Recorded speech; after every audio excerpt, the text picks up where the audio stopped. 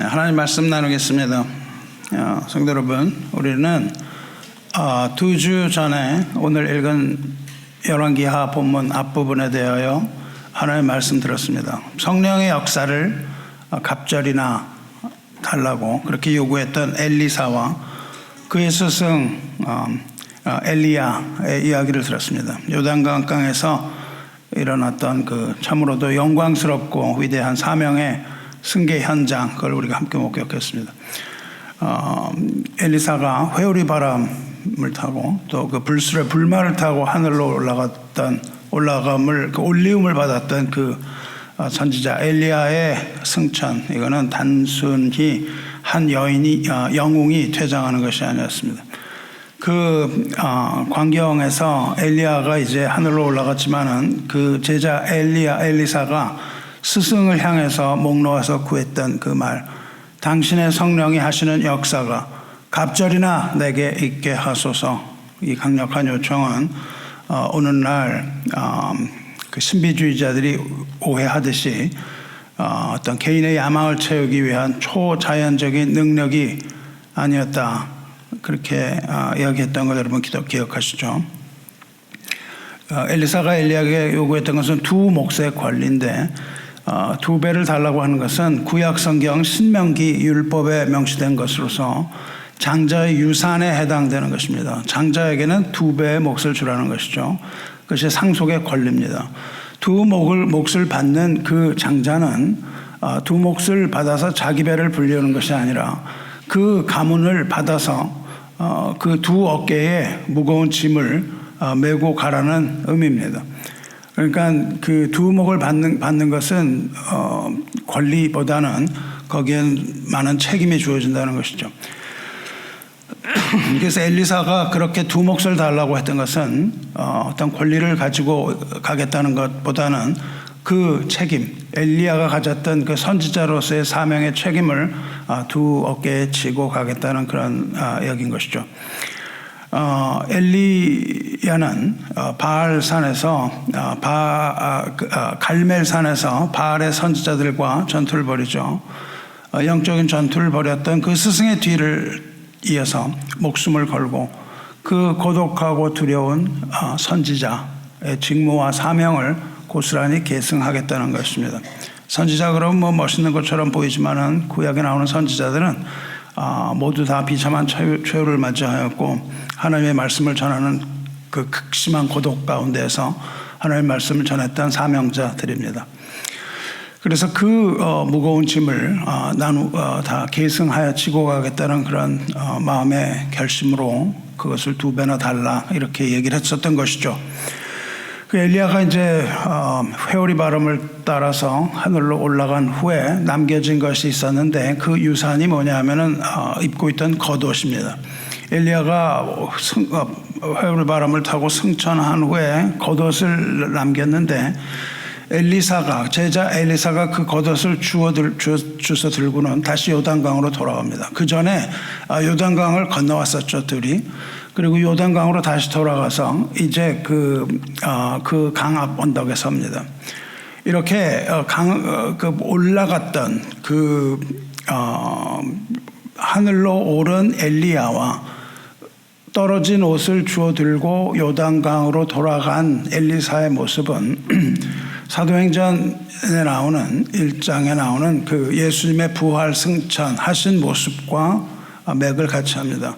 부활 승천하신 우리 주 예수 그리스도로부터께서 하늘로 승천하시고 구름을 타고 올라가시고 약속하신 것을 보내준다 하셨습니다. 그리고 약속하신 대로 성령을 보내주셨는데 이 교회는 예수께서 보내주신 그 성령의 옷을 상속을 받아서 이 땅에 세워진 교회가 된 것이죠.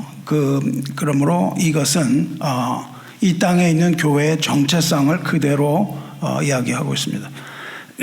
그러니까 교회는 승천하신 하늘로 오르신 예수 그리스도 주님의 사명을 이 땅에서 이어받아서 주께서 주신 성령의 옷을 덧입고 복음의 사명을 감당하는 거룩한 장자 공동체라는 것을 잊지 말아야 합니다.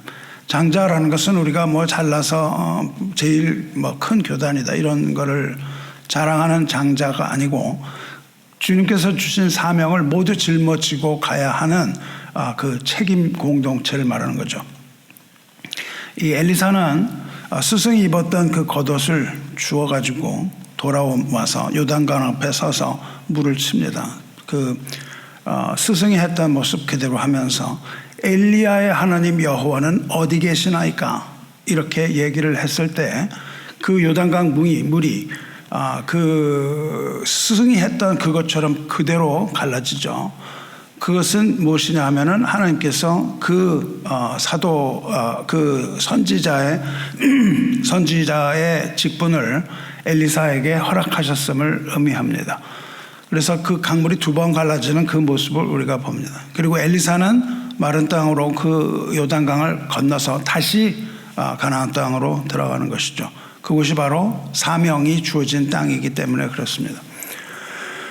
그 옆에서 많은 제자들이 그 물이 갈라지는 걸 보았는데 그 갈라지는 것을 본 제자들은 엘리야의 성령이 하시는 그 역사가 엘리야 위에 머물렀다고 증거를 해요. 이제 이 사람을 선지자로 따르겠다는 그런 생각인 거죠. 예수께서도 승천하신 후에 성령을 보내주셨고 성령의 옷을 입은 교회 역시 성령의 역사 가운데 이 땅에 복음을 전하기 시작합니다. 그래서 이제 엘리사의 사역이 시작되는 것이죠. 요단을 건너온 선지자 엘리야가 마주한 첫 번째 현실은 아주 기이하고 극적인 겁니다. 엘리사가 요단을 건너서 도착한 첫 성읍이 어디냐면 여리고예요. 여리고라는 이름의 뜻은 향기로운 곳이라는 뜻입니다. 여리고는 향기로운 곳, 즉 겉으로 보기에는 종려나무가 우거지고 아름답고 사람이 살기 좋은 비옥한 도시였어요. 그런데 실상은 그 물을 마실 수 없는 그런 상황이었다는 겁니다. 물의 근원이 썩었다 그랬어요. 그러니까 물이 뭐 잠깐 그 어떤 부분적으로 부패한 것이 아니라 물의 근원, 즉 전체가 다 썩고 물이 나빠서 그 토산이 익지 못하고 떨어졌다 그렇게 되어 있습니다. 생명이 말라서 죽어가는 이런 어떤 죽음의 성읍의 모습을 보여주고 있어요. 그러니까 엘리사가 딱 가서 보니까 아주 아름다운 성읍인데 사실은 죽어가는 성읍이었다. 그렇게 얘기를 하는 거죠. 그래서 엘리사를 본 여리고 사람들이 이 절박한 고통을 선지자 엘리사에게 호소를 합니다. 상황을 설명해요. 우리가 이렇습니다 하니까 엘리사는 새 그릇에 소금을 담아서 내게로 가져오라 그렇게 명령합니다. 그리고 가져온 소금을 물의 근원으로 나가서 물 한가운데에 던집니다. 그리고는 뭐라고 얘기하냐면 여호와께서 이 물을 고치셨으니 이로부터 다시는 죽음이나 열매 맺지 못함이 없을 것이라 이렇게 선포를 합니다. 그러자 놀랍게도 그 즉시 물이 깨끗하게 치유되어 메마른 여리고는 생명력이 넘치는 축복의 땅으로 완전히 뒤바뀌었다. 이것이 오늘 읽은 본문의 첫 번째 반입니다. 예수께서 이 땅에 계실 때에 수많은 병자들을 고치셨습니다. 마찬가지로 예수님께서 승천하신 후에 초대교회는 주님의 사명을 이어받은 초대교회는 성령의 능력으로 일어서지 못하는 자가 일어나기도 하고 수많은 병자들의 병이 나는 역사가 많이 일어났습니다. 그리고 일어선 교회는 성령과 복음의 능력으로 이 세상을 치유하라는 그 명령을 받고 영혼을 일으키고 있는 거예요. 그러니까 교회에 주어진 첫 번째 사명은 세상을 치유하는 겁니다. 겉으로 보기에는 아름다운 모습이지만 실상 그 근원부터 썩어 있는 그 성읍, 이 세상을 근원으로부터 치유해야 된다는 것이죠. 이 놀랍고 아름다운 이 치유의 기적이 일어난 직후에 엘리사는 이제 발걸음을 옮겨서 베델로 올라갑니다. 그러니까 첫 번째로는 소금으로 정화했던 사건이 있어요. 그리고 두 번째가 오늘 읽은 본문의 후반부입니다. 이제 엘리사는 발걸음을 고쳐서 여리고에를 떠나서 베델이라는 곳으로 가요. 여러분이 베델 다 아시고 이것이 우리 2주 전에 들었던 설교의 루트입니다. 두 사람이 갔던 루트고 이제 돌아오죠. 여기서 아주 믿기 어렵고 어이없는 일이 발생합니다. 아주 어이없는 또 다른 사건이 발생합니다. 엘리사가 길을 오르고 있는데 그 성읍에서 베델에서 수많은 작은 아이들이 쏟아져 나와서 엘리사를 에워싸고 에워싼 후에 야유하고 조롱을 퍼붓기 시작한 거예요.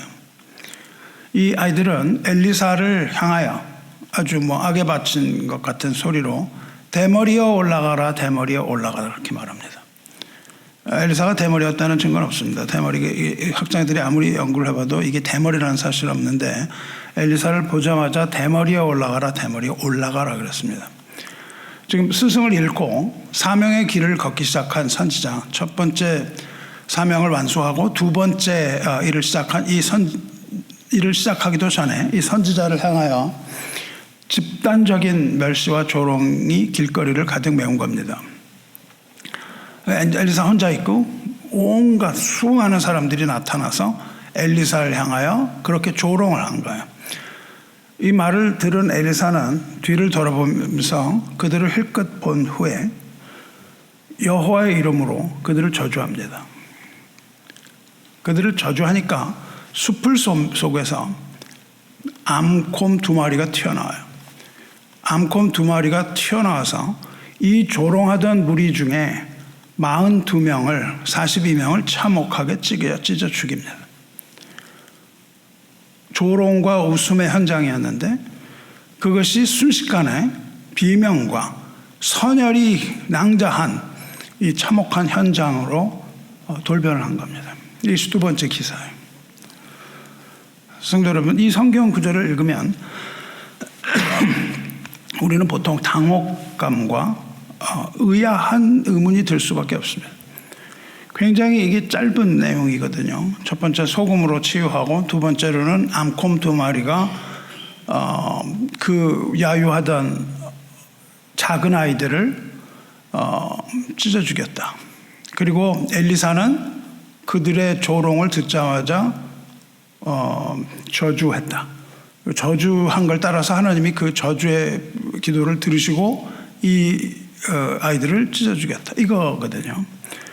그러니까 방금 전까지만 해도 이 썩어가는 물 근원에 소금을 던져서 메마른 땅을 살리고 죽어가는 이 일을 치도하던 그 모습이, 그 선지자가 어떻게 자신을 대머리라고 놀렸다는 이유 하나만으로 그 맹수, 곰 2마리 맹수를 풀어서 수십 명의 사람들을 그토록 잔인하게 찢어 죽일 수 있다 그 말입니까? 어떻게 그렇게 내버려 둘 수 있어요? 그리고 하나님은 어떻게 또 그런 기도를 순식간에 응답을 하셔서 그 엄청난 일을 하나님은 일어나게 하신다 이거예요. 이해하기 힘든 대목이죠.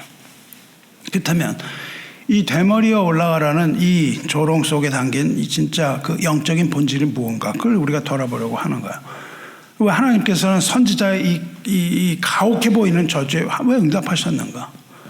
왜 즉각적으로 암곰을 보내서 피해 응징으로 하나님이 응답을 하셔야만 했는가 이거죠. 그래서 우리는 이 당혹스러운 이 두 사건의 이면에 흐르는 엄숙한 영적인 진리를 깨닫고 우리 교회가 이 손에 쥔 사명, 이 본질이 무엇인가를 깊이 마주하려고 하는 거예요. 말씀드린 것처럼 엘리사가 사명을 이어받은 것은 현대 교회가 이어받은 사명과 동일하다 그겁니다. 그러니까 현대 교회가 해야 할 일은 무엇입니까? 소금으로 치유하는 것과 암곰 2마리를 불러내는 일입니다. 먼저 소금의 기적을 살펴보려고 해요. 성도 여러분, 방금 그 하나님의 말씀에서 여리고의 물 근원으로 나가 소금을 던진 엘리사 행동을 보세요.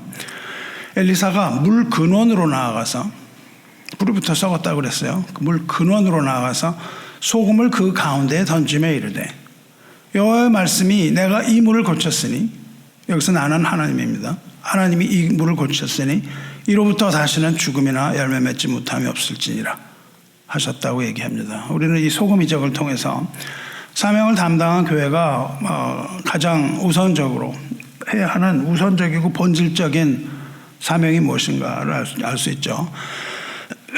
그것은 죽어가는 세상, 아름다워 보이지만 죽어가는 이 세상을 고치는 것이죠. 여리고는 겉으로 보기엔 화려하고 아름다운 성읍이었지만 생명의 젖줄이 되어야만 하는 그 물의 근원이 썩었습니다. 그래서 주변의 모든 생명을 다 죽이는 죽음에 이르게 하는 절망의 땅이었다는 것을 알아야 돼요. 인류의 문명이 얼마나 화려해 보입니까? 우리가 이걸 볼 때 얼마나 아름다운 세상 같고 화려해 보입니까?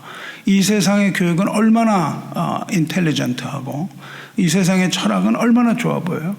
그리고 이 세상이 풍요를 약속하는 것 같기도 합니다. 그러나 복음이 없는 세상의 실상은 결국 메마르고 깨어져서 끊임없이 낙태하고 죽어가는 여리고의 쓴물과 같다는 겁니다. 그리고 그것을 썩은 것은 근본적으로 완벽하게 완전히 부패된 세상이라는 거예요. 인간의 본성도 이처럼 전적으로 타락하고 전적으로 부패한 우리한 그런 본성을 가지고 있다는 사실을 여러분이 아셔야 되는 것이죠. 그리고 예수를 믿는 사람은 그 실체, 자기 실체를 본 사람입니다. 세상은 쓴 물 가운데 있는 여리고 성읍과 같은 거라는 거죠. 우리에게 이제 말씀해 주시는 거죠. 이때 엘리사는 그 물의 근원, 본질에 접근을 해요. 우리도 그 본질에 접근하는 겁니다. 그 본질은 뭐냐면 죄의 본성입니다. 그 아주 본성 한복판으로 우리가 진격하여 들어가야 된다는 것이죠. 엘리야는 그 시면의 깊은 물 거기에 가운데에 소금을 던진단 말이죠. 그저 그냥 물 위에 살짝 이렇게 끝에서 뿌린 게 아니고 소금을 그 근원에 들어가서 그 한 가운데다가 던졌다고 지금 기록이 되어 있습니다. 이 죽음의 근원을 던지기 위해서 엘리사가 물의 그 근본 근원에 던진 소금은 어떤 세정제가 아니라는 거죠. 그것을 깨끗하게 하는 세정제가 아닙니다. 그것이 무엇인지 우리가 잘 알아야 되는 거죠. 이 소금이라는 것은 무엇을 말합니까?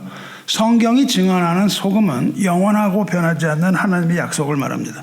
소금이라는 것은 하나님의 약속을 말해요. 그 약속을 언약이라고 부릅니다. covenant라고 불러요. 하나님이 우리에게 하신 그 약속입니다. 그게 어디냐 하면 율법에 나와요. 민수기 율법에 나옵니다. 이스라엘 자손이 여호와께 거제로 드리는 모든 성물은 내가 영원한 분깃의 소득으로 너와 내 자녀에게 주노니 이는 여호와 앞에 너와 내 후손에게 영원한 소금 언약이니라 그렇게 말씀하셨다고요. 그래서 소금 언약이라고 부릅니다. 이 고대 근동에서 소금이라는 것은 부패를 막는 중요한 물질이었고 변질을 방지하는 역할을 했습니다.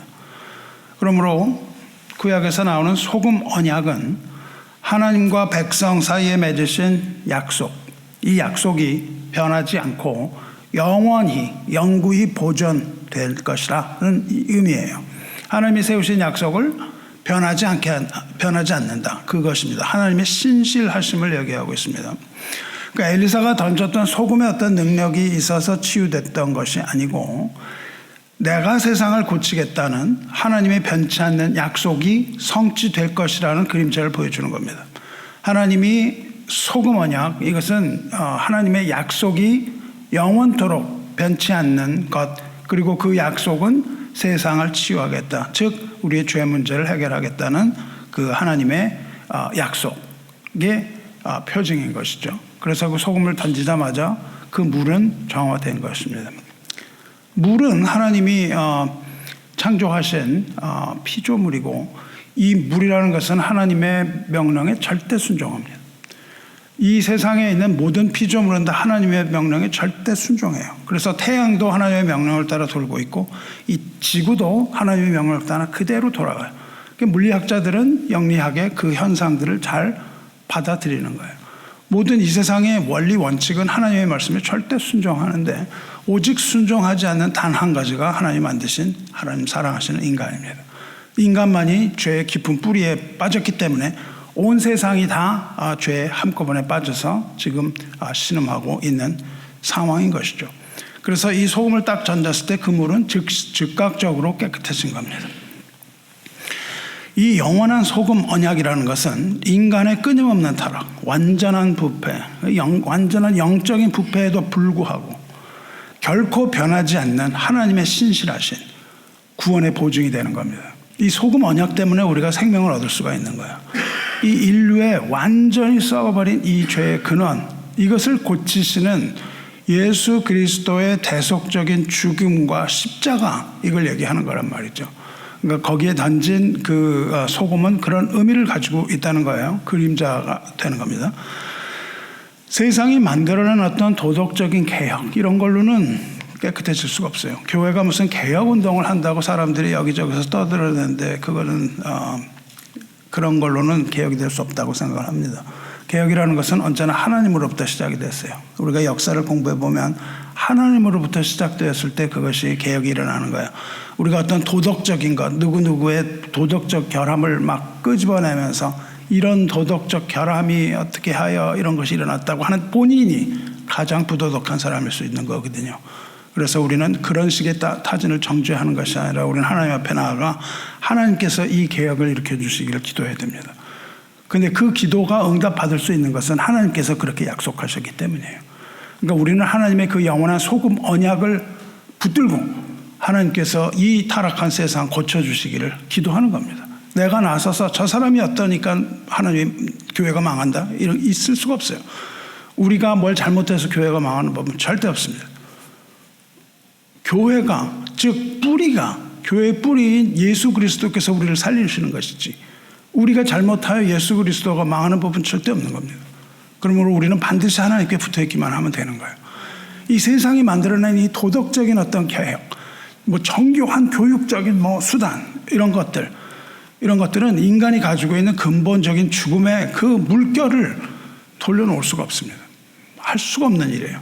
오직 십자가를 통한 하나님의 소금 언약만이 우리의 심령과 역사의 가장 깊은 곳에 몸을 도사리고 우리의 생명을 노리고 있는 이 죽음의 권세를 치유할 수 있습니다. 그 암적인 존재를 치유할 수 있는 것은 오직 하나님의 언약뿐이에요. 하나님이 하겠다고 하신 말씀은 반드시 이루어지기 때문에입니다. 그러므로 이 소금을 던졌다는 것은 그것을 믿고 하나님께서 약속하신 소금 언약을 믿고 거기에 던졌을 때 이것이 치료되는 것이죠. 우리도 죄인들을 향하여, 우리가 죄인이지만 향하여 우리가 선포하는 복음의 말씀이 그런 능력이 있어서 하나님께서 그 사람을 고치고 생명을 구원하여 주시는 것이죠. 예수께서는 산상수훈을 통해서 교회 사명을 선포하셨어요. 교회 사명이 무엇인가 그냥 맨 처음에 딱 선포를 하십니다. 너희는 세상의 소금이니 소금이 만일 그 맛을 잃어버리면 무엇으로 짜게 하리요? 후에는 아무 쓸데없어 다만 밖에 버려져 사람에게 밟힐 뿐이라. 이렇게 말씀하셨습니다. 너희는 세상의 소금이라고 말씀하셨어요. 소금이 될 수가 없습니다. 소금 아닌 게 소금이 될 수 없어요. 처음부터 소금입니다. 하나님의 택한 백성, 우리는 처음부터 소금이에요. 소금 아닌 자가 무슨 노력을 해서 소금 되는 법이 어디 있어요? 소금이니까 소금이죠. 그러니까 예수님 말씀하신 건 그겁니다. 너희가 소금이니까 소금의 역할을 해라, 이겁니다. 무슨 노력을 하여 소금이 되어 소금 역할을 하라는 게 아니거든요. 그러니까 여러분과 제가 알아야 하는 거는 예수 그리스도의 보혈을 피를 힘입어서 거듭난 하나님의 자녀는 소금이에요. 본질적으로 소금입니다. 사도 바울 역시 그것을 얘기해요. 사도 바울 역시 우리의 언어가 굉장히 중요한 걸 얘기하거든요. 우리의 말이 굉장히 중요한데 우리의 말이 소금의 맛을 내야 된다고 얘기를 하는 거예요. 왜냐하면 소금이니까 소금의 말을 하는 겁니다. 너희 말을 항상 은혜 가운데서 소금으로 맛을 냄과 같이 하라, 이렇게 말씀합니다. 그리하면 각 사람에게 마땅히 대답할 것을 알리라, 이렇게 말씀을 하십니다. 성도는 세상의 소금으로 살아가야 한다, 그 말입니다. 근데 소금으로 살아가지 않는다면 거기에 문제가 있는 것이죠. 그러면 벌펴져 사람들에게 밟힐 뿐이다, 이렇게 말씀하시는 겁니다. 성도 여러분, 우리가 아침에 각을 한다든지 이럴 때는 소금을 물에다가 넣어서 하거든요. 그러면 그 소금이 세균을 죽입니다. 엉뚱한 거 자꾸 할 거 없이 그냥 소금물 양치만 해도 감기가 잘 안 걸릴 수 있거든요. 소금이 그렇게 치유를 한단 말입니다. 그러기 위해서는 소금을 물에 넣어야 돼요. 물이 썩지 않게 하기 위해서 이 소금은 결정체 같은 반짝반짝하는 모습을 가지고 있는데 소금이 그 모습을 계속 가지고 있으면 정화를 할 수 없습니다. 그걸 할 수 없고 그걸 정화하기 위해서는 반드시 물에 섞어야 돼요. 그래서 소금물에 가학을 한단 말이죠. 녹지 않고 그대로 있다면 그건 한낮을 남는 모래의 알갱이 같은 거라는 거예요. 아무 쓸데없는 것입니다. 이것이 물에 던져져서 녹아야 된다는 거죠. 엘리사가 그 소금을 썩은 물에 물 근원의 한가운데 집어넣었던 것처럼 소금이라는 것은 악의 중심부에 던져져야 되는 거예요. 악의 중심부에 던져져서 흔적도 없이 사라져야 된다는 겁니다. 이 흔적도 없이 사라져버리거든요. 소금을 넣으면 완전히 녹여내는 겁니다. 이 녹아 없어지는 것이 소금이에요. 녹아 없어지지 않는다면 소금의 역할을 할 수 없는 거예요. 모습은 그냥 가지고 있지만 그것이 무엇입니까? 그것이 바로 물을 치유하는 소금의 사명이다 그 말이에요. 그러니까 자신이 사라져야 됩니다. 특히 사도 바울이 강력하게 선포한 것처럼 세상에 썩어가는 문화를 치유하는 소금의 위대한 사명이 어디서 나와요? 저와 여러분이 세상을 치유하기 위한 그 시발점이 어디예요? 우리의 말에 있다 그 말이에요. 여러분이 어떤 말을 하느냐에 따라서 달라집니다. 여러분이 세상에 나가서 어떤 말을 할 것인가 이것이 굉장히 중요한 거예요. 이 사명은 멀리 떨어져 있는 게 아니라 여러분 바로 숨 쉬는 코 밑에 있는 입술에 있다 그 말이에요. 거기에서 어떤 말이 나오는가에 따라서 세상이 정화되기도 하고 아닐 수도 있습니다. 은혜로운 말에서 이 세상이 회복되기 시작하는 거예요. 하나님께서 택하신 자들이 입에서 나오는 은혜로운 하나님의 복음, 이것을 통하여 세상의 죄가 정화될 수 있다는 거예요. 그걸 하기 위하여 먼저 필요한 것이 예수님 말씀하신 것이 누구든지 나를 따라오려거든 자기를 부인하고 각각 자기의 십자가를 지고 나를 따르라 말씀하시는 겁니다. 그러니까 우리가 자기가 부인되지 않으면 복음을 전할 수 없습니다. 여러분의 자아가 살아있는 상태에서는 복음이 전해지지가 않는 거예요. 내 자아가 죽었고 예수 그리스도가 드러나야 되는 겁니다. 자기를 부인하고 복음을 전하는 이 아름다운 입술, 이것이 바로 소금의 사명이며 이것이 교회의 사명이며 구원받은 자의 사명이라는 것을 여러분 잊지 마시기 바랍니다. 우리의 말과 행동이 그렇지 않다면, 우리의 말과 행동이 소금처럼 맛을 내지 못한다면 예수님이 뭐라고 말씀하세요? 우리가 그런 것을 하지 못하고 그저 나의 유익만을 위하여 살아간다면, 나의 어떤 신앙적인 어떤 그런 풍족함만을 위하여 살아간다면 그건 예수님이 말씀하신 그 경고에 걸리는 거예요. 그렇게 소금처럼 우리가 맛을 내지 못하면 우리는 아무 맛도 내지 못하고 세상의 발 아래 짓밟히는 무수한 모래 알갱이 같은 것이 되는 겁니다. 소금이 아니고 그냥 모래 알갱이인 겁니다. 우리 자신의 기득권을 찾는 거, 우리에게 완고한 자아, 어떤 종교적인 거칠애, 종교 생활, 이런 것을 십자가 앞에 우리가 산산히 깨뜨려서 녹여내야 되는 것이죠. 썩어가는 세상, 이 세상의 가장 깊숙한 그 영적인 그 물 밑바닥으로 우리가 자신을 내던져야 되는 거예요. 우리 스스로를 내던져야 됩니다. 그 노가짐이야말로 오늘날 교회가 감당해야 되는 아주 본질적인 사명과 책임이 아닐 수가 없는 겁니다. 결코 쉬운 일이 아닌 것이죠. 그러나 하나님이 주신 사명입니다. 저 여러분이 가정에서, 일터에서 스스로를 비워내고 가장 낮은 곳으로 내려가서 소리 없이 녹아질 때에 비로소 부패하던 세상이 치유되고 끊어졌던 생명력이 다시 박동하는 겁니다. 우리는 그냥 던지면 돼요. 왜? 소금이기 때문에. 우리가 소금이 되어 뭘 하는 것이 아니고요. 우리를 던질 때 우리는 자체가 소금이므로 소금의 역할을 하지 않을 수가 없다는 겁니다. 가짜 소금이 아닌 한 우리가 진짜 소금이라면 우리를 자신이 던져졌을 때 그물이 정화되는 것이죠. 사랑하는 성도 여러분, 교회의 본질은 이렇게 세상을 치유하는 소금입니다. 이것이 바로 은혜의 복음, 구원의 복음의 기쁜 소식인 거죠. 여러분이 전하는 이 구원의 복음, 이것이 세상에 은혜의 물결을 일으키게 되기를 주님의 이름으로 축원합니다. 이렇게 들을 때는 굉장히 좋아요. 내가 이제 막 해가지고 내가 소금이구나. 나는 세상에 나가야 복음을 내가 선포해야 되겠다. 너무 좋아요. 근데 정말 어렵습니다. 우리가 그렇게 하면 복음이 전해지고 세상을 다 뒤집을 것 같은데 그런 일이 일어나지는 않는 거예요. 여러분이 복음을 전해보세요. 그런 일이 일어나나? 그런 일이 일어나지 않아요. 여러분, 교회의 역할은 지금 말한 은혜의 축복만이 아니라는 겁니다. 교회에 또 다른 역할이 주어졌는데 그 또 다른 역할은 뭐냐면 세상을 저주하는 일입니다. 이해하기 어렵죠. 교회가 어떻게 세상을 저주할까? 그러나 여러분 이 사실을 아셔야 됩니다. 우리는 세상을 저주하려고 하지 않아요. 우리의 마음이. 근데 여러분이 전하는 복음에는 양면이 있다는 거예요. 우리가 복음을 전할 때 이것을 받아들이는 자들에게는 구원의 은혜입니다. 근데 여러분이 전하는 복음을 발로 차버리는 사람에게는 심판의 선언이 되는 거예요. 우리는 동일한 말을 했어요. 예수를 믿으십시오. 근데 이것을 믿는 사람은 구원의 반열에 들어가고 이것을 믿지 않는 사람은 저주의 반열에 들어가는 겁니다. 이게 굉장히 무서운 겁니다. 우리가 복음을 전하는데 그 어떤 사람에게는 저주의 말이 된 거예요. 그걸 부정한 사람에게는, 그걸 벗어버린 사람에게는. 복음에는 하나님의 의가 나타나서 구원을 이룹니다. 하지만 동일한 그 말씀은 복음을 거부하는 자들에게는 저주의 선언이 되어버리고 마는 겁니다.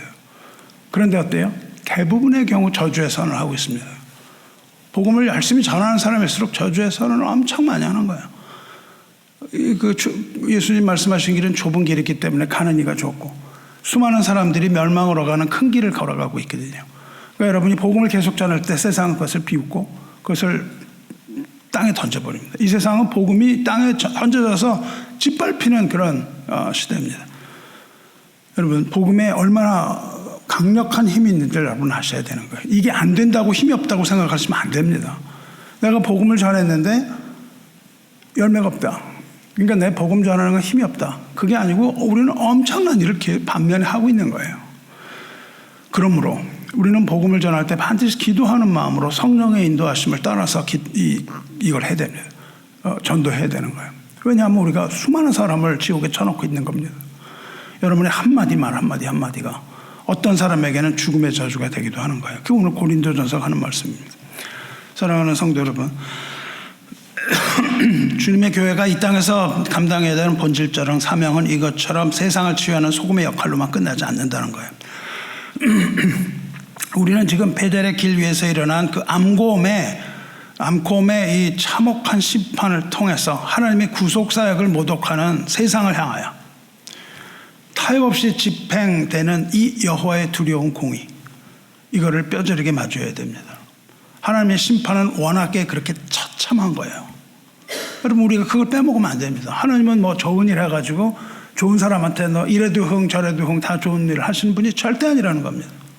하나님의 심판은 두렵고 떨리는 것이 암곰이 찢어 죽이는 것처럼 그런 일이 발생을 하는 것입니다. 그것이 바로 지옥의 현장이 아니겠어요. 근데 우리가 하나님은 그래서는 안 된다고 우리가 우리의 윤리적인 기준을 갖고 하나님을 판단하는 거예요. 절대 그렇지 않습니다. 대머리에 올라가라 하는 이 아이들의 이유는 그냥 야유했던 이거는 단순히 철없는 그런 장난이나 가벼운 비하가 아니에요. 여기서 올라가라 라는 단어, 이 알라라고 하는데 이 단어는 어떤 단어냐면 방금 전에 엘리야가 회오리 바람을 타고 올라갔던 그 승천, 올라갔다는 그 단어예요. 그러니까 이 조롱은 뭐냐 하면요, 너 스승 엘리야가 하늘로 올라갔다며 너도 한번 하늘로 올라가 보지 그래? 대머리야? 올라가 봐. 이렇게 야유를 하는 거예요. 그렇게 야유를 하는 겁니다. 너도 똑같이 한번 하늘로 올라가 봐라. 네가 선지자냐? 이렇게 얘기를 하는 거죠.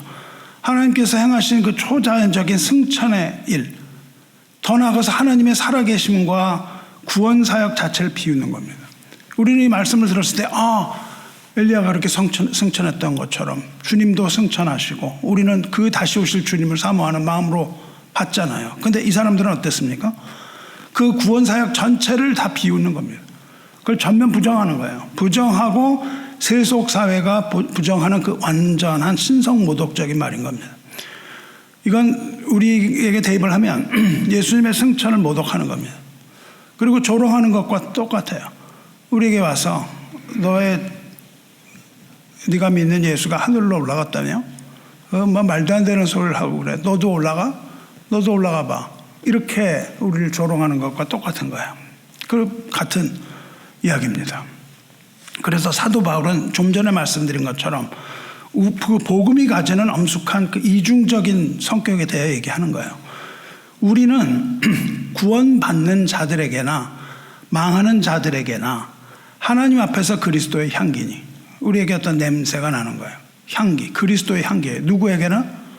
구원받는 자들에게나 구원받지 못하는 자들에게나 우리는 그리스도의 향기니 이 사람에게는 사망으로부터 사망에 이르는 냄새요. 우리의 냄새를 맡는 사람 죽는다는 거예요. 저 사람에게는 생명으로부터 생명에 이르는 냄새라 그렇게 말합니다. 그러니까 우리의 냄새를 맡았는데 어떤 사람은 생명에 이르고 어떤 사람은 사망에 이른다는 거예요. 그러면서 뭐라 그러냐면 누가 이 일을 감당하리요 그런단 말이죠. 누가 감당합니까 이거를? 교회가 감당하는 겁니다. 이것이 교회에게 주신 사명이에요. 그러니까 그리스도의 복음은 하나님의 은혜에 반응하는 자들에게 생명력을 주지만 하나님을 조직적으로 멸시하고 교회를 조롱하는 자들에게는 궁극적으로 숨 쉴 수 없게 만드는 사망에 이르는 냄새가 된다는 이야기를 하고 있는 거예요. 지금은 그렇게 보이지 않을지언도. 그래서 이렇게 마지막 시대를 살아가는 주님의 교회는 이처럼 이런 일을 당하게 될 것이라고 지금 구약이 얘기하고 있는 겁니다. 우리가 예수 그리스도의 복음을 받은 사명자라면 이런 것을 당하며 살아가는 거예요. 세상이 우리를 그렇게 우습게 볼 수밖에 없는 거예요. 여러분, 교회가 잘하면 세상이 칭찬을 할 건데 교회가 이렇게 잘못하니까는 교회를 이렇게 우습게 보지. 그게 아닌 겁니다. 교회는 잘해도 잘못해도 우습게 보이게 돼 있어요. 잘해도 잘못해도 조롱받게 돼 있습니다. 아무리 잘해도 우리가 조롱받을 수밖에 없습니다. 당연한 걸로 받아들여야 돼요. 이처럼 세상의 거센 조롱과 집단적인 핍박 속에서 교회는 오직 하나님 편에 서는 겁니다. 교회는 오직 하나님 편에 서서 외롭게 고독하게 진리를 지키는 거예요. 그리고 영적인 전투를 치르는 이 고독한 공동체라는 것을 여러분 잊어서는 안 되는 겁니다. 대머리에 올라가라고 우리를 비난하고 조롱한다니까요. 한번 해보라고. 무슨 영생을 얻겠다고 해봐라. 이렇게 얘기하는 거죠. 세상은요, 하나님을 두려워해야 됩니다. 스스로 속이면 안 돼요. 왜냐하면 하나님은 결코 업신여김을 받지 않겠다고 말씀을 하셨습니다. 복음을 전하기 위해 세우신 복음의 전도자, 복음을 손에 들고 세상을 향하여 외치는 사람, 이 하나님의 사람을 대적하면 안 되는 겁니다. 이거를 건드리면 안 되는 거예요. 하나님께서는 교만해져서 하나님의 복음을 맡은 하나님의 사람을 대적하는 백성을 향하여 무서운 경고를 날리셨어요. 그게 바로 오늘 말씀과 연결이 됩니다. 호세아 13장 8절에 뭐라고 되어 있냐면요. 내가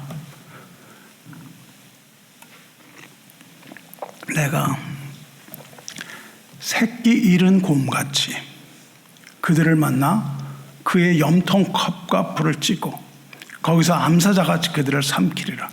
들짐승이 그들을 찢으리라. 이렇게 호세아 선지자를 통해 말씀하셨어요. 새끼 잃은 곰. 여러분 그런 거 이제 뭐 동물의 왕국 이런 거 보시면 나오죠. 새끼 잃은 어미. 약한데 사자가 와서 새끼를 막 공격을 하잖아요. 그럼 목숨을 걸고 사자를 공격하죠. 근데 그렇게 힘없는 동물은 그런데 힘 있는 사자 새끼를 건드렸다 그거예요. 그러면 엄청난 일이 생기는 거 여러분 보시잖아요. 그 사자의 분노함. 이 사자를 잃고 지금 슬퍼하는 암곰이 얼마나 사납겠습니까? 맹렬하고 통제할 수 없는 모성적인 분노가 있는 거예요. 자식을 건드리면 그러잖아요.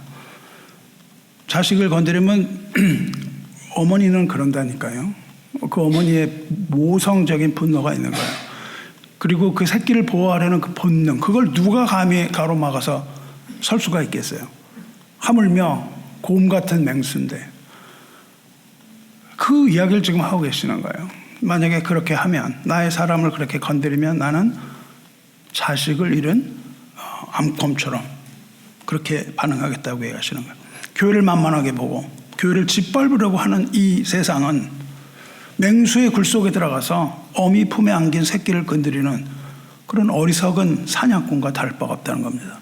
보통 일이 아니라는 거예요. 하나님은 당신의 백성과 피로 사신 사명자들을 품에 안은 자식처럼 그 영혼을 눈동천처럼 아끼고 보호하겠다고 말씀하시는 겁니다. 따라서 복음을 가진 자들을 짓밟고 복음의 사명을 가진 하나님의 백성들을 짓밟고 조롱하는 이 세속사회의 시도, 이거는 궁극적으로 하나님의 모성적인 보호 본능, 거룩한 진노를 격발하는 가장 가공할 만한 죄악이 된다는 것을 알아야 돼요. 지금은 그렇지 않은 것 같지만 그렇습니다. 그들의 영혼은 온전하지 못한 겁니다. 하나님 이렇게 말씀하십니다. 만군의 여호와께서 이같이 말씀하시되 영광을 위하여 너희를 노력한 여러 나라로 보내셨나니. 하나님의 영광을 위하여 여러 나라에 보내셨단 말이죠. 말씀을 전하기 위하여 여러 말씀을 보내셨는데 너희를 범하는 자는, 여기서는 1차적으로 이스라엘 말합니다. 보내셨는데 너희를 범하는 자는 그의 눈동자를 범하는 것이라, 그렇게 말씀하십니다. 하나님은 대리자로 복음을 전하기 위하여 세우신 하나님의 그릇이 있어요. 사도 바울이 그렇게 말씀하셨습니다. 이방에 복음을 전하기 위하여 세운 그릇이다. 어디로 보내요? 이방 땅으로 막 깊숙한 곳으로 보낸단 말이죠. 그런데 그가 전하는 하늘의 진리를 대적하고 조롱하는 것은 하나님의 눈동자를 찌르는 것과 같다 그러는 거예요. 여러분, 이러고 있는데 누가 갑자기 이렇게 찔러보세요. 어떻게 해요? 아, 누가 나를 찌르는구나. 이게 조금 있다가 이렇게 해요? 아니죠. 어떻게 합니까? 순간적으로 펀치가 날아가죠. 누가 나를 찌르려고 그러면 생각을 안 합니다. 그렇잖아요. 눈동자 감는 시간밖에 안 걸리잖아요. 그 얘기를 하는 거예요. 하나님의 눈동자를 찌르는 거예요. 하나님을 대적하는 것, 또 하나님의 세우신 자를 대적하는 것, 이 세상에 복음을 전하는 자들을 대적하는 것, 하나님의 그리스도의 은혜로 거듭난 하나님의 백성을 대적하고 조롱하는 것, 이것은 하나님의 눈동자를 찌르는 것과 같다는 말입니다. 세상이 교회가 붙든 이 하나님이 하신 그 약속, 소금 언약을 가진 그 하나님의 약속을 비우는 것은 마치 오늘 엘리사처럼 이 땅바닥에서 놀던 그 어리석은 아이들이 하늘에 있는 태양을 갖다 떨어뜨리겠다고 돌 던지는 정도의 그런 빈약한 일에 불과한 거예요. 태양을 향하여 돌을 던지면 결국 그 돌은 자기들 머리 위에 떨어져서 자기의 정수리에 맞아서 죽게 되는 것이죠. 이 독생자 예수 그리스도의 보혈로 값주고 사신 교회의 영적인 권위와 부활 승천의 절대 진리를 비웃고 질받는 세상을 향하여 거기에는 하나님의 언약적인 사랑과 공의가 임하는 겁니다. 하나님께서 그것을 이미 약속을 하신 거예요. 창세 전에. 그래서 시편에서 뭐라 그럽니까? 아들을 사랑하지 않는 자는 멸망할 것이라고 시편에서 딱 정하고 나갑니다. 그러니까 하나님의 아들 그리스도를 사랑하지 않는 자는 그렇게 되는 거예요. 사랑하는 성도 여러분, 이 베델 수풀에서 암곰이 2마리가 출현을 해요. 2마리가. 근데 왜 2마리일까요? 성경 속의 숫자들은 어떤 심판을 할 때, 재판을 할 때 정당성을 입증하는 법적인 2 증인이에요. 이 2 증인이 없으면 심판이 이루어지지 못합니다. 신명기 19장 15절에 사람의 모든 악에 관하여 또한 모든 죄에 관하여는 한 증인으로만 정할 것이 아니요 2 증인의 입으로나 3 증인의 입으로 그 사건을 확정할 것이며, 둘이라는 건 증인입니다. 그래서 계시록에도 2 증인이 나오죠. 예수님도 말씀하십니다. 교회에서 만일 말을 듣지 않고 범죄한 사람이 있으면 1-2 사람을 데리고 가서 2-3 증인의 입으로 말하여 확정하게 하라, 이렇게 말씀하셨어요. 그러니까 성경이 말하는 둘이라는 것은 증인을 말합니다. 그러니까 지금 이 곰은 심판의 증인을 말하는 것이죠. 여기서 그 감정에 치우치는 곰 한 마리가 나와서 화가 나서 죽였다가 아닌 거예요. 그 증인입니다. 잔인한 보복을 한다는 것보다는 그 구약에 있는 신명기의 율법을 통해서, 또 신약에 있는 지금 읽은 마태복음의 을 통해서 히브리서까지 관통하는 일괄된, 그 다음에 요한계시록까지 일반 관통을 하는 2-3 증인의 입으로 사건을 확정하라는 이 하나님 나라의 법입니다. 정당하고 엄격한 공의의 법을 말하는 거예요. 이 베델의 수풀에서 출현하는 암곰 2마리는 한치의 오차도 허용하지 않는 하나님 나라의 법에 따라 집행됐다라는 뜻을 포함하고 있는 겁니다. 히브리서 10장 28절에 이렇게 되어 있습니다. 모세의 법을 폐한 자, 즉 이 암콤 얘기죠. 모세의 법을 폐한 자도 두세 증인으로 말미암아 불쌍히 여김을 받지 못하고, 불쌍히 여기지 않으신다는 겁니다. 불쌍히 여김을 받지 못하고 죽었거늘 하물며 하나님의 아들을 짓밟고 자기를 거룩하게 한 언약의 피를 부정한 것으로 여기고 은혜의 성령을 욕되게 하는 자가 당연히 받을 형벌은 얼마나 더 무겁겠느냐 너희는 생각하라. 이렇게 히브리서 기자가 얘기를 한다고요. 이런 그 율법의 증인 둘도 그렇게 무서운 건데 하나님의 아들을 짓밟고 복음을 짓밟고 자기를 거룩하게 한 언약의 피를 부정한 것으로 여기고 성령을 회방하는 이것은 용서받지 못한다. 이렇게 말씀하십니다. 성도 여러분, 모세의 법을 어긴 것, 또 두세 증인으로 말미암아 불쌍히 여기지 못하고 죽었다면 예수 그리스도의 승천과 부활을 조롱하고 성령을 욕되게 하는 자들이 받을 공의의 심판이 얼마나 더 두렵겠냐, 이렇게 성경이 경고하고 있는 거예요. 그래서 갈라디아서 6장에서는 스스로 속이지 말라. 하나님은 업신여김을 받지 아니하시나니 사람이 무엇을 심든지 그대로 거두리라. 이렇게 말씀을 하십니다. 성도 여러분, 하나님을 결코 만홀히 여기서는 안 됩니다. 하나님을 속여서는 안 되는 거예요. 우리가 무엇을 심든지 심은 대로 거두는 겁니다. 우리는 이 곰의 엄중한 심판을 통해서 복음의 두려움, 이거를 알아야 되는 거예요. 은혜를 알아야 되지만은 이 복음의 두려움, 경외감을 무너뜨리는, 우리가 가지고 있는 경외의 땀을 무너뜨리는 이 세상 사조를 경계해야 되는 겁니다. 세상에 함몰되면 안 되는 거예요. 세상이 그런다고 우리도 거기에 겉따라서 교회를 공격하고 교회를 무너뜨리려고 하고 그 하나님이 세우신 자들을 무너뜨리려고 하는 그거에 넘어가면 안 되는 거예요. 비록 흠결이 있다 할지라도 우리는 불쌍히 여기고 기도해야 되는 겁니다. 계속 그걸 공격을 해가지고 교회가 다 무너지게 하는 것은 하나님 기뻐하시는 일이 아니라는 겁니다. 뭘 잘해서 그런 게 아니에요. 도덕적으로 뭐 완벽해서 그러는 게 아니에요. 인간이기 때문에 누구나 죄를 짓습니다. 완벽함을 가진 사람이 있다면 예수님이 필요 없습니다. 그 사람은 그냥 따라가면 되는 거예요. 모든 교회는 다 죄 짓는 교회고 모든 목사는 다 죄를 짓습니다. 다만 그것을 회개하고 돌아오느냐 안 돌아오느냐의 문제인 거예요. 내가 죄를 안 짓는다고 하는 것은 자기의 의에 불과한 것입니다. 우리는 이 하나님 앞에서 느껴야 하는 이 마땅하고도 거룩한 두려움, 이거를 우리 교회가 완전히 회복해야 될 것입니다. 사랑하는 성도 여러분, 여리고에서 소금으로 물을 치유하고 베델에서 곰의 심판을 집행했어요, 엘리사가. 근데 거기서 이제 그 다음에 가는 행선지가 있습니다. 이 두 가지 일을 한 다음에 발걸음을 옮겨서 새로운 행선지로 가요. 그게 오늘 마지막 절입니다. 엘리사가 거기서부터 베델에서 갈멜산으로 가고 거기서 사마리아로 돌아왔더라. 그러니까는 베델에서 여리고에서 소금, 베델에서 암곰, 그 다음에 갈멜, 그 다음에 사마리아, 이렇게 갔다는 거예요. 스승의 갑절에 영감을 상속받은 엘리사가 사역 초기에 갈멜산으로 가요. 이건 깊은 영적인 의미를 가집니다. 갈멜산이 어떤 곳입니까? 그것은 그의 스승 엘리야가 바알과 아세라 선지자 850명과 목숨을 걸고 하늘에 불을 내리는 이 단판 영적 승부를 벌였던 이 피와 땀이 서린 전쟁터예요. 그 전쟁터를 갑니다. 이것은 그리스도의 권세를 상속받은 지상교회의 정체성, 우리에게 주어진 교회의 정체성을 정확하게 규명합니다.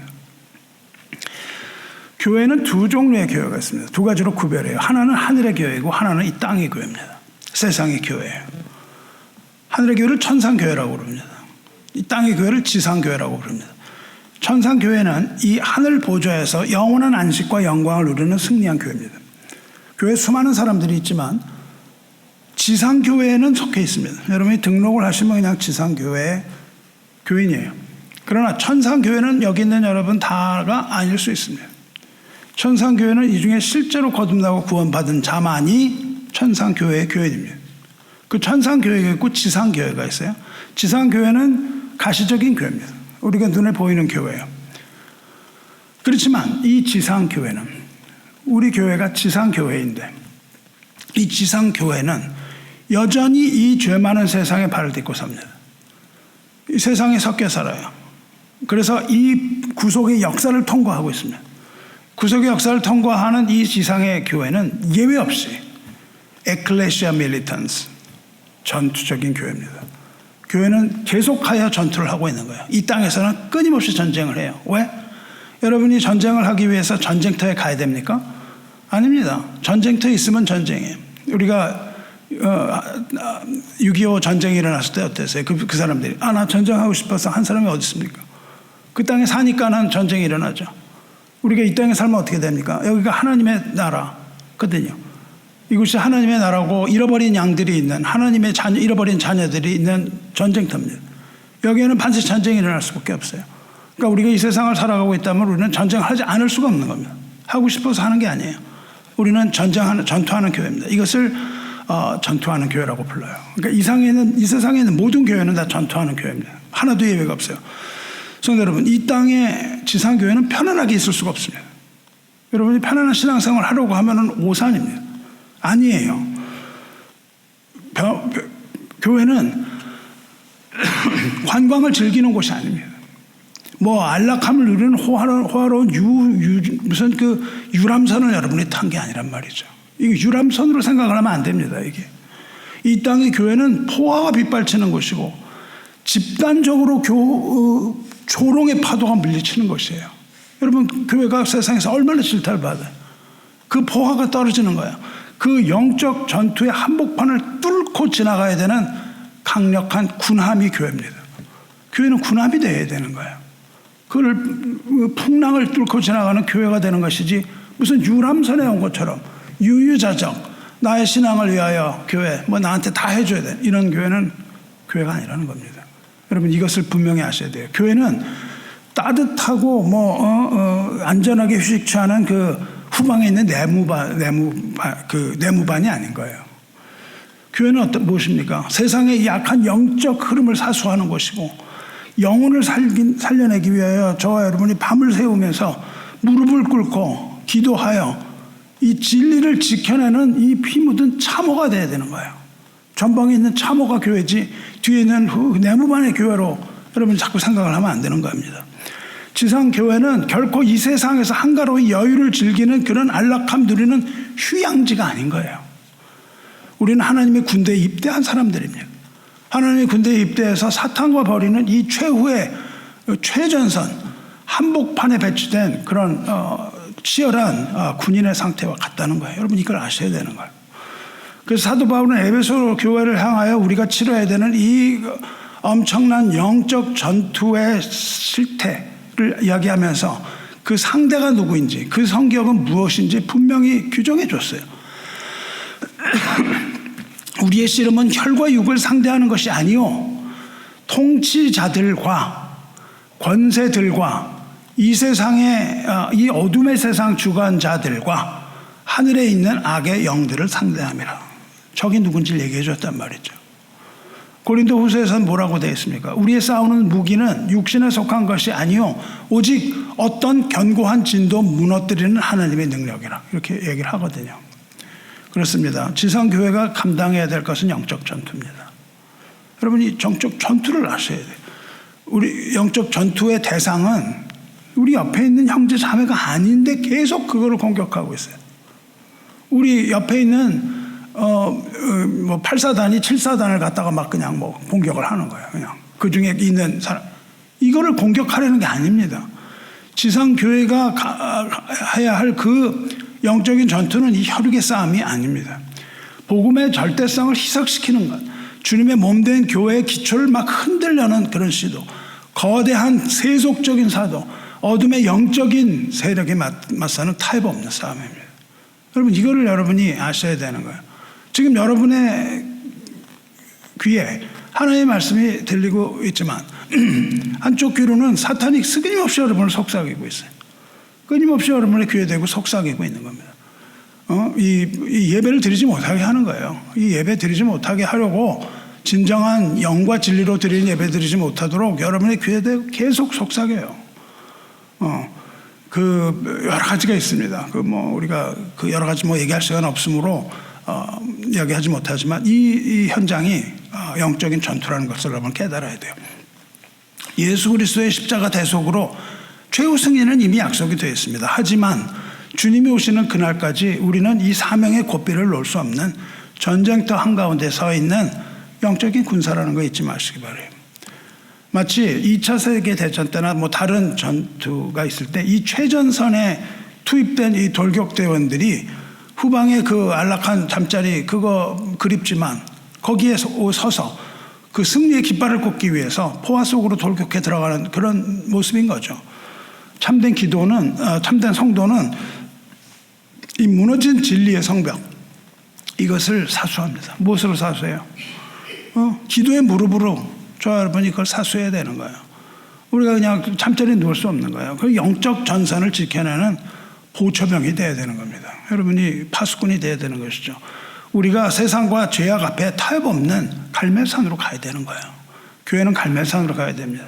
전투하는 교회의 정체성을 명확하게 우리 교회가 회복할 때에만 교회는 비로소 세상을 장악한 어둠을 이길 수 있는 겁니다. 그럴 때에만 우리는 신령한 하나님의 영향력을 세상에서 발휘할 수 있어요.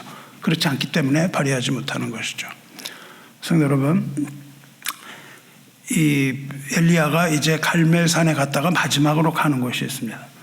영적으로 무장을 했어요. 갈멜산에서 스승의 것을 본받아 목숨을 걸고 전투의 현장에 들어갔는데 그 다음에는 더 깊은 곳으로 들어갑니다. 더 깊은 곳이 최종 정착지가 어디예요? 엘리사가 거기로부터 갈멜산으로 가고 거기서 사마리아로 돌아왔더라, 그렇게 되어 있습니다. 마지막으로 온 곳이 사마리아예요. 엘리사는 마침내 북이스라엘, 배도한 북이스라엘의 수도, 권력의 중심지인 사마리아로 내려가는 거예요. 사마리아는 어떤 곳입니까? 사마리아는 영적으로 가장 혼탁한 곳입니다. 세속된 도성입니다. 그와 동시에 장차 이방인과 혼혈과 우상 숭배로 인해서 철저히 배척당하고 소외되는 그런 영적인 사각지대, 고통의 땅을 사마리아라고 얘기하고 있어요. 구속적으로 볼 때에 사마리아는 건너편 땅입니다. 이방 땅이에요. 경계선, 나의 삶의 경계선을 넘어가는 이방 땅과 땅끝을 얘기하는 겁니다. 우리의 영적 전투는 교회 안에서 하는 게 아닌 거죠. 흥분을 해갖고 말이죠. 교회 안에서 막 손을 들고 이런 게 아닌 것이죠. 우리의 영적 전투는 교회를 나가는 겁니다. 뜨거운 종교적인 흥분을 하는 게 영적인 전투가 아니에요. 우리는 골방 속에서 영적을 전투죠. 그렇지만 우리끼리 하는 만족, 우리는 이겼어, 우리 같은 교회는 이 세상에 없어, 이런 거 하는 순간 망하는 겁니다. 교회 안에서 그렇게 머물 때 우리는 망하는 거예요. 성령을 받고 은혜로 무장을 맞춰야 되는 것이죠. 그런 교회는 반드시 안전지대를 벗어나야 됩니다. 우리는 안전지대를 벗어나야 돼요. 안전지대의 편안한 울타리를 깨뜨리고 나가야 되는 거예요. 우리 주 예수 그리스도께서는 그 유대교, 완고한 혈통주의, 거길 가면은 이상한 사람으로 취급받는 것이죠. 사마리아 간다는 것은 아주 이상한 사람이 되는 거예요. 그냥 이거는 그 유대교에서 그냥 쫓겨날 수도 있는 문제입니다. 근데 멸시의 장소인 사마리아, 이 장벽을 예수님이 무너뜨리셨다고요.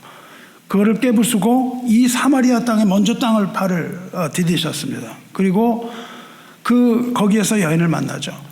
죄와 수치심으로 가득한 여인, 뜨거운 정오에 볕 아래 홀로 물을 길러 나왔던 이 가련한 이 사마리아 여인, 이 여인을 수가성 우물가에서 직접 만나십니다. 남편이 5이 있었고 지금 있는 자도 자기 남편이 아니라고 그러고 사람들의 눈을 피해서 숨어 다녔던 그 비천한 여인의 그 상처 입은 영혼에 예수님이 다가가시는 거예요. 그래서 생명의 물을 거기서 선사하십니다. 예수님의 이 사랑의 발걸음은 창차 세워질 교회가 나아가야 할 위대한 사마리아 선교의 가장 찬란한 이정표고 본질인 거예요. 사마리아를 가야 되는 겁니다. 예수님께서 승천하시기 전에 교회가 가야 할 그 최종 목표를 주셨잖아요. 뭘 주셨습니까? 사도행전에 오직 성령이 너희에게 임하시면 너희가 권능을 받고 예루살렘과 온 유대와 사마리아와 땅끝까지 이르러 내 증인이 되리라 말씀하셨다고요. 어딜 가야 돼요? 사마리아를 가야 되는 겁니다. 오순절 성령의 강력한 임재를 경험한 지상교회의 역사는 안락한 예루살렘에 머무는 게 아니에요. 그 울타리에 머무는 것이 아니고 성령의 바람, 성령의 거센 바람을 따라서 국경이 다르고 문화가 다르고 편견이 있고 정죄하고 있는 그 장벽을 허물어서 뻗어나가는 이 역동적인 선교와 전도의 현장으로 나가야 되는 겁니다. 이렇게 나가는 거예요. 그 성령의 역사는 그것에 불을 붙인 거예요. 그게 사도행전입니다. 우리가 수련회에서 배웠던 그것도 그렇고 지금 뭐 여러 가지 우리가 해나가는 그런 것들이 이 사도행전적인 그런 모습들을 배우는 이유입니다. 예수님께서 말씀하셨죠. 그러므로 너희는 가라. 모든 민족을 제자로 삼아. 아버지와 아들과 성령의 이름으로 세를 베풀고 내가 너희에게 분부한 모든 것을 가르쳐 지키게 하라. 볼지어다 내가 세상 끝날까지 너희와 함께 있으리라 말씀하셨어요. 복음은 제자리에 고여있는 고인물이 아닙니다. 우리끼리 하는 모든 것은 교회가 아니에요. 우리끼리만 하는, 바깥에 우리가 뭘 하고 있습니까? 우리끼리 그냥 모여서 이룬다는 건 이거는 교회가 아닌 것이죠. 참된 교회가 아니에요. 복음은 세상을 향하여 구리쳐 흘러야 되는 거예요. 그리고 온갖 인종, 온갖 문화, 사상 이런 것들을 뛰어넘어야 됩니다. 이걸 허무는 강력한 생명의 역사예요.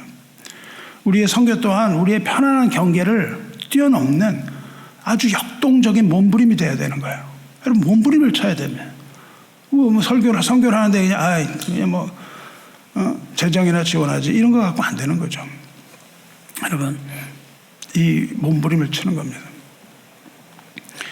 찰스 스타드라는 선교사가 있습니다. 뭐라 그랬냐면 내게 1000개의 생명이 있다면 그 모두를 그리스도께 바치겠습니다. 그랬습니다. 영국 선교사 찰스 스타드의 선교적인 고백이에요. 이 말을 기억하시기 바라요.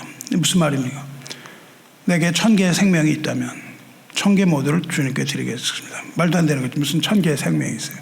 그 말이 아니죠. 그거를 그런 식으로 무슨 1000개의 생명이 있다면 이렇게 보는 게 아니에요. 무슨 말이죠? 내게 1000개의 생명이 있다면 내 1000개 모두를 주님께 드리겠습니다. 그러나 내게는 생명이 하나밖에 없습니다. 이거잖아요. 무슨 1000개의 생명이 있어요. 생명이 하나밖에 없습니다. 그러므로 하나밖에 없는 이 생명이라도 온전하게 주님의 영광을 위하여 드리겠습니다. 그 고백인 거예요. 하나밖에 없는 생명을 드리겠다는 겁니다. 말은 1000개의 생명이라고 그랬습니다. 또 그렇게 그 말을 한 사람 또 있지 않습니까? 누가 있습니까? 만일 내게 1000개의 생명이 있다면 그 모두를 조선을 위해 바치리라. 이 말도 기억하시기 바라요. 구한 말에 보장된 미래와 고국의 안락함을 기꺼이 배설물처럼 버리고 텍사스에 있던 그 청년, 이 청년이 풍토병과 가난과 박해와 죽음이 기다리고 있던 아주 척박한 그때 당시에 얼마나 척박했어요. 이 척박한 조선 땅을 향하여 태평양을 건너왔다가 25살의 꽃다운 나이로 죽어서 양화진에 묻혔잖아요. 양화진에 묻힌 이 젊은 선교사 루비 캔들에게 묘비명에 그렇게 써 있다고요. 지금 가면 내게 1000개 생명이 있다 모두 조선을 똑같은 말을 하는 것이죠. 이 말은 단순한 선교의 열정이 아닙니다. 이 말은 뭐냐면 예수님 하신 한 알의 밀이 땅에 떨어져 죽지 아니하면 이 말씀이거든요. 이때 이 글을 써서 텍사스에 보냈는데 거기서 수많은 청년들이 조선으로 들어옵니다. 미국에서 가장 잘 훈련된 최고의 선교사들이 한국을 들어와서 한국을 복음으로 뒤덮은 거예요. 이 보스턴 지역이 거기 핵 중심지입니다. 여기에서 그냥 최고의 엘리트들만을 하나님의 한국에 보내셨어요. 그래서 지금 굳건한 믿음을 주셨는데 그것이 점점 희미해 가는 거예요. 이 캔드릭이 남긴 편지와 헌신은 많은 미국 청년들을 가슴을 뛰게 한 거예요. 이 루비 캔드릭의 이 1000개의 생명의 고백은 조선을 향한 인간적인 애정이 아닌 겁니다. 우리 그렇게 읽으면 안 되는 거예요. 조선을 향한 인간적인 애정이 아니라 조선을 향한 하나님의 사랑의 그 자신을 온전히 드리겠다는 이 선교적인 헌신의 선언인 거예요. 조선을 드린다는 게 뭐냐면 하나님, 조선을 사랑하시는 하나님께 내 한 개 남은 생명 드리겠습니다. 그리고 20살에 죽었다고요. 이 초기 선교사들이 양화진 언덕에 하늘의 미랄로 썩어 누웠을 때 그 어둠과 무속과 막 이 기복신앙과 이런 거에 휩싸여서 죽어가던 우리 민족의 근원에 복음이 던져진 거예요. 그게 뭡니까? 소금이 던져진 거라고요. 그의 소금이 이 조선이라는 물 속에 그 소금이 던져졌던 것이죠. 그래서 우리는 이 시간 이렇게 모여서 하나님의 은혜를 나누고 복음의 빛을 볼 수 있는 겁니다. 교회는 어디입니까? 교회는 사마리아를 향하여 보내심을 받은 선교적 공동체예요. 사마리아로 나가야 합니다. 갈멜산에서 영적 전투를 해야 되지만 선교적 이걸 해야 되는 것이죠. 경계선을 넘어서 잃어버린 영혼들을 향해 나가야 되는 거예요. 기꺼이 우리의 발걸음을 내다는데 동참하시기 바랍니다. 사랑하는 성도 여러분, 엘리사는 요단을 건너서 여리고, 베델, 갈멜산과 사마리아를 거쳐서 이렇게 걸어갔습니다. 이 거룩한 여정은 오늘날 승천하신 주님의 대리인이며 상속자인 장자인 교회가 세상 앞에서 감당해야만 하는 본질적인 사명의 두 축이에요. 성도 여러분, 우리는 손이 두 개 있습니다. 우리 한 손에는 세상을 치유하고 살려내는 변치 않는 소금의 사명이 들려 있습니다. 그러나 동시에 우리의 다른 한 손에는 하나님의 주권과 부활과 승천의 진리를 비웃는 이 세상을 향하여 선포하는 이 두 곰의 저주의 심판, 이 심판이 우리 손에 들려 있는 거예요. 교회는 이 두 개를 다 가지고 전진합니다. 그래서 교회는 무엇을 가지고 있냐면은 천국의 열쇠를 가지고 있는 거예요. 천국의 열쇠만 가지고 있는 것이 아니라 교회는 지옥의 열쇠도 동시에 보유하고 있는 겁니다. 제가 여러분에게 설교를 할 때 이것을 믿고 받아들이시는 분은 천국의 복음을 소유한 자요. 이것을 부정하고 던지는 자는 지옥의 선택을 하는, 열쇠를 선택하는 것은 당연한 것이죠. 이 두 가지 사명이 서로 모순되는 게 아닙니다. 복음은 그리스도의 향기이되 믿고 구원을 받는 자들에게는 은혜와 생명을 주는 달콤한 향기인 것이고, 그것이 복음을 거부하고 하나님을 조롱하는 자들에겐 두려운 공의의 심판을 확증하는 사망의 냄새다 이 말이에요. 교회는 값싼 은혜에 취해서 거룩한 심판의 은혜, 이거를 두려움을 잊어버리면 안 되는 겁니다. 현대교회가 왜 이렇게 힘이 없어져요? 은혜만을 강조하거든요. 하나님의 은혜만. 그러나 하나님은 그런 분이 절대 아니라니까요. 하나님은 저주의 하나님입니다. 하나님은 죄를 참지 못하시는 하나님이에요. 그 교회는 이 거룩한 심판을 두려움을 잊어버린 채 아니란 유람선이 돼서는 안 되는 것이고, 그렇다고 또 은혜를 잃어버린 채 무슨 정죄, 독설만 가득한 그런 차가운 요새가 되어서도 안 되는 것이죠.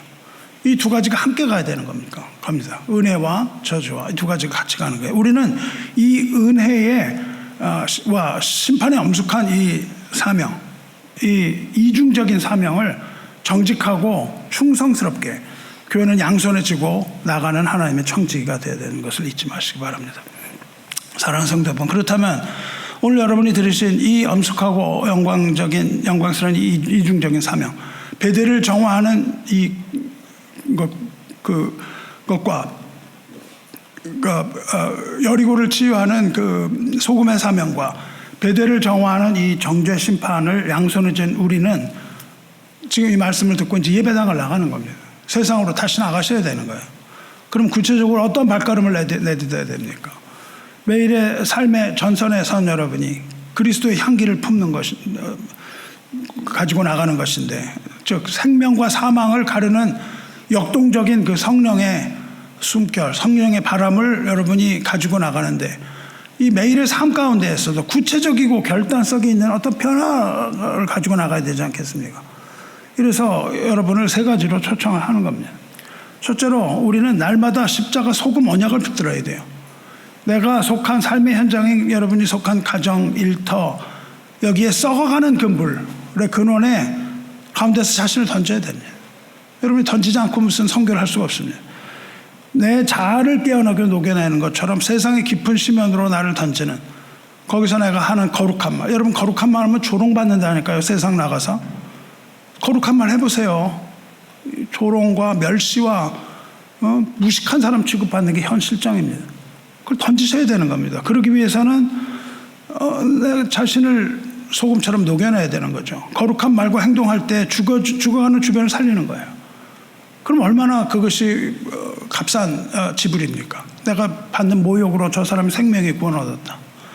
그리스도의 생명의 향기가 되시기를 축원합니다. 소금이 녹지 않으면 맛을 낼 수가 없고, 맛을 잃으면 짜게 할 수도 없습니다. 결국 아무 쓸데없이 버려져서 사람에게 짓밟힐 뿐인 거죠. 소금 언약의 일꾼으로 서시기를 바랍니다. 두 번째로는 여러분은 주님의 부활, 재림, 그리고 승천, 이거를 성경의 절대적인 진리로 세우는 거예요. 이 세속화되고 세상, 한낱 이 구시대에 그냥 농담으로 치부해버리는 거, 어떤 소설로 생각하는 거, 조롱하는 이 시대 풍족 가운데 살아야 되는 거예요. 여기에서 여러분은 타협 없는 두려움을 회복해야 됩니다. 하나님을 두려워하시기 바래요. 성도가 하나님을 경외하는 그 거룩한 두려움, 그 전율, 하나님을 두려워하는 것을 잃어버릴 때 교회의 영적 권위는 진창에 짓밟힙니다. 그리고 모래알처럼 길거리 발 아래 사람들 앞에 뭉개지는 거예요.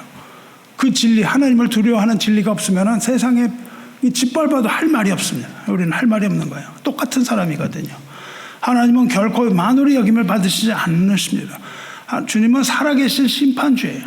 하나님의 교회를 대적하고 승천과 부활의 이 구원 역사를 비웃는, 이것은 구원 역사를 비웃는 거예요. 이 완악한 흐름 앞에 여러분이 당당히 서야 되는 겁니다.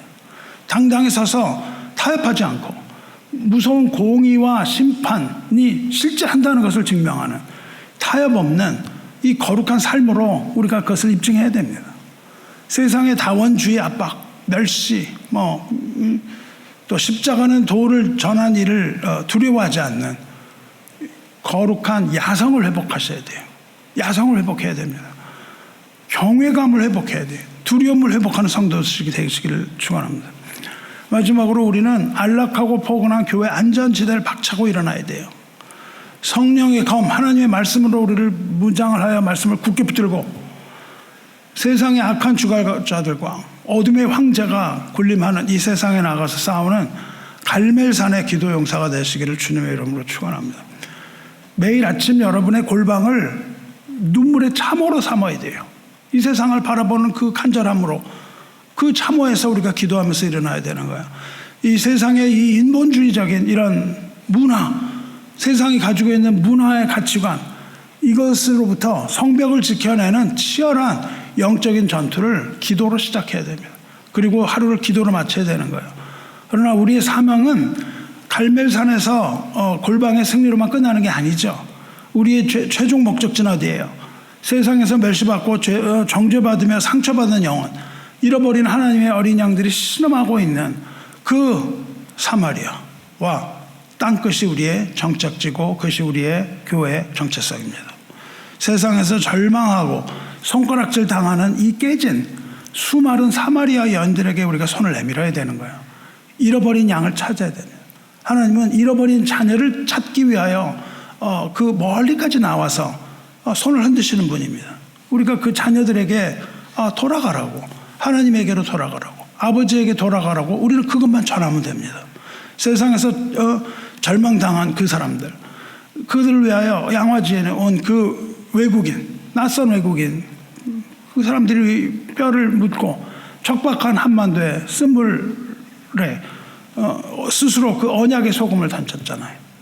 그런 초기 선교사들의 선교적인 기상을 우리도 계승을 하기를 바라는 겁니다. 나의 그 영토의 경계선 깨뜨리고 이제 잃어버린 영혼들을 건져 올리기 위해서 열방과 이웃으로 우리 발걸음을 역동적으로 뻗어나가는 이 선교적인 참된 야성, 우리 신앙의 야성을 품고 일어서시길 바랍니다. 말씀 마치겠습니다. 사랑하는 성도 여러분, 우리 주 예수 그리스도께서는 모든 지상 사역 다 마치시고 승천하심으로 하나님 보좌의 우편에서 영광의 통치를 시작하셨습니다. 그리고 우리에게 성령의 겉옷을 입혀주셨습니다. 세상에 어떤 조롱과 위협이 있을지라도 위축되지 마시기 바라요. 하나님 자녀의 자존감을 회복하시기 바랍니다.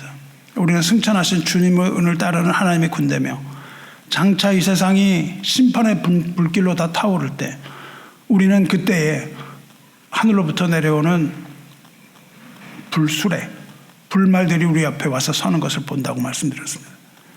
우리 앞에, 발 앞에 멈추어 설 그 하늘의 군대와 그 불수레와 불병거를 타고 우리도 영광 중에 주님을 대면하게 되는 영적인 장자들입니다. 여러분, 이 사실 잊지 마시기 바라요. 우리 손에 맡기신 은혜의 소금, 두곰의 심판, 이걸 꼭 주시기 바랍니다. 그리고 갈멜의 영적인 전선을 지나서 이제 사마리아 땅끝까지 복음의 향기를 강력하게 바라는 거룩한 주님의 자녀들이 되시기를 우리 주 예수 그리스도의 이름으로 축원합니다. 기도하겠습니다. 사랑과 은혜가 풍성하신 하나님 아버지, 하늘 보좌 우편에 앉으셔서 지금도 사명을 감당하는 교회를 위하여 끊임없이 친히 간구하시는 하늘에 계신 우리 주님 찬양합니다. 스승 엘리야의 겉옷을 받아 요단을 갈랐던 엘리사처럼 오늘 우리들에게도 성령의 사명의 옷을 덧입혀 주시고 영적인 장자의 사명 상속하여 주셔서 감사드립니다. 세상의 온갖 유혹과 거센 조롱 앞에서도 하나님의 살아계심과 부활과 승천의 그 능력을 담대히 선포하게 하여 주시옵소서. 우리 손에 쥐어주신 복음의 도구를 기억하게 하여 주시옵소서. 썩어지고 낙태하는 세상의 근원을 치유하기 위하여 엘리사가 깊은 물 근원에 완전히 넣었던 그 신실한 순종처럼 우리 스스로 기득권과 결정체인 소금을 깨뜨려서 가장 깊은 어두운 시면으로 녹여서 던지는 소금의 사명에 기꺼이 헌신하게 해주시옵소서. 우리의 모든 언어가 맛을 내는 소금과 같이 은혜가 넘친 은총을 입혀주시옵소서. 그리고 동시에 하나님의 어미하신 그 공의를 경외하는 거룩한 두려움, 곰의 심판을 온전하고 타협없이 선포하며 하나님의 진리를 굳건히 지키게 하여 주시옵소서. 안일함에 빠져드는 영적인 침체를 거부하게 하시고 기도의 갈매산으로 올라가게 하셔서 타협없이 영적 전투 치르게 하여 주시옵소서. 경계선을 무너뜨리고 소외되고 버림받은 사마리아 땅끝을 향하여 사랑과 생명의 복음을 들고 전진하는 선교적인 제자들 되게 해 주시옵소서. 마침내 주님 다시 오시는 그날에 우리를 데리러 오실 그 영광의 불수레에 기쁨으로 올라타 주님의 영원한 승리에 참여할 거룩한 성도들 되게 하여 주시옵소서. 이 모든 말씀을 지금도 살아계셔서 역사하시는 우리 주 예수 그리스도의 거룩하신 이름으로 기도드리옵나이다. 아멘. 앉은 채로